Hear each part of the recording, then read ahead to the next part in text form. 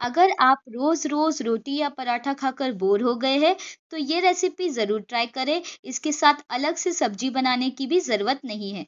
सबसे पहले एक कढ़ाई में थोड़ा तेल गरम करेंगे, फिर 1 चम्मच जीरा और 1 चम्मच सफेद तिल डालेंगे।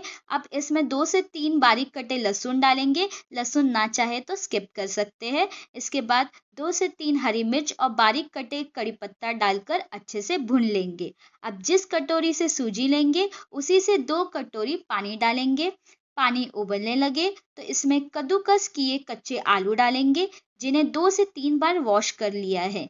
अब इसमें chaat masala, red chilli flakes, बारीक कटा हरा धनिया और स्वाद अनुसार नमक डालकर अच्छे से मिक्स कर लेंगे।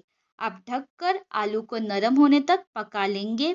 आलू पकने के बाद इस स्टेज पर सूजी भी ऐड कर देंगे। तो सेम कटोरी से सूजी ली है। अब लगातार चलाते हुए अच्छे से मिक्स करेंगे जब तक मिश्रण कढ़ाई छोड़ने ना लगे। अब इस मिश्रण को एक बाउल में ट्रांसफर करेंगे और थोड़ा ठंडा होने देंगे। ठंडा होने के बाद आटे की तरह मसल लेंगे। अब इसमें एक छोटी सी लोई तोड़कर तैयार कर लेंगे और इसे अच्छे से बेल लेंगे। बेलने के लिए आप इसके ऊपर सूखा आटा जरूर से लगाएं ताकि बेलने में आसानी रहे। इसके कॉर्नर्स फटने लगेंगे क्योंकि हमने इसमें सूजी और आलू का इस्तेमाल किया है। तो बढ़िया शेप के लिए एक ढक्कन से कट कर लेंगे। तुरंत ही गरम तवे पर इसे दोनों तरफ से हल्का सा तेल या घी लगाकर सेक लेंगे।